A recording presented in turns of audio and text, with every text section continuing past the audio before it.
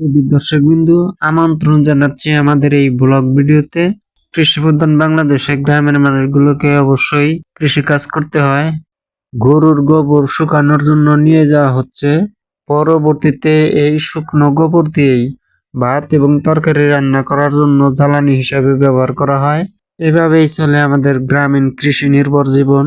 আপনারা দেখতে পাচ্ছেন গোবর শুকানোর জন্য মাঠে বা চকে নিয়ে যাওয়া হচ্ছে।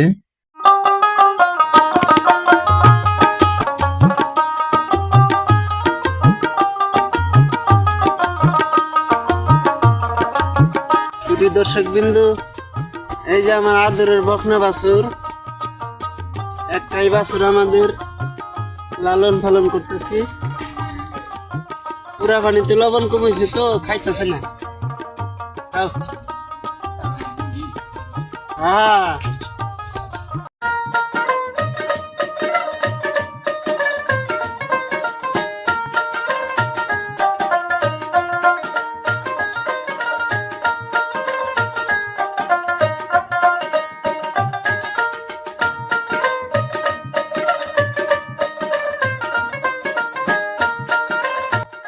বাছুরটি আমার খুবই ভালো, সবকিছুই খায়, মানে কোনো কিছুই বাঁচে না।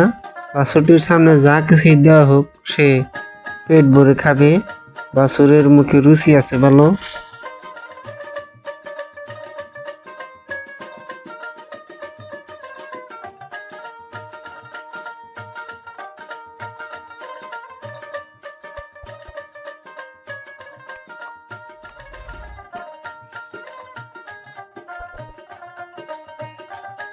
শুধু দর্শক বিন্দু, এই মুহূর্তে একটি পাতিলালা, যারা পাতিল বিক্রি করে থাকেন, তারা গ্রামে গঞ্জে ঘুরে ঘুরে পাতিল বিক্রি করেন, সেরকম একজন লোক এসেছেন আমাদের বাড়িতে পাতিল বিক্রি করার জন্য। এই পাতিল ক্রয় করতে অনেকেই চলে এসেছেন। ভালো লাগলে এবং দামে পড়লে কিনে নিয়ে যাবেন যার যার বাড়িতে। এভাবেই গ্রামে পাতিল কেনা বেচা হয়।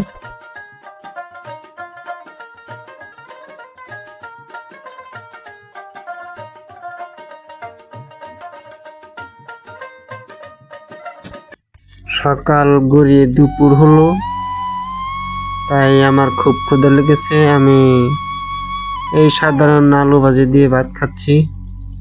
আপনারা সবাই দেখতে পাচ্ছেন আমার পাশে একটি বিড়াল, ওকে সবসময় খেতে বসলে কোনো কিছু দিতেই হয়। তবে আজকে মাছ নেই, ওর সামনে কিছু দিতে পারতেছি না। বিড়াল ছানাটি আবার মাছ ছাড়া ভাত খায় না। মাছ এবং দুধ ওর খুবই পছন্দ।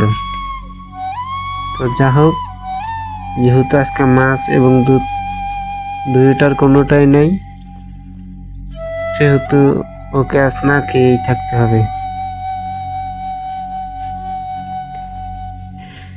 দর্শকবিন্দু, এভাবেই আমরা গ্রামের সাধারণ মানুষ সাধারণভাবেই জীবনযাপন করি।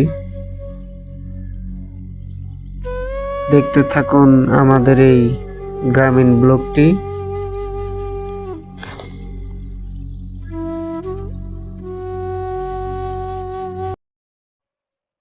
খাওয়া শেষে দেখতে পাই আমাদের বাড়ির পাশে কিছু মানুষজন বসে খোশ গল্প করছে। গ্রামের মানুষ সাধারণত অবসর সময় পেলেই একে অপরের সাথে খোশ গল্পে মেতে ওঠে।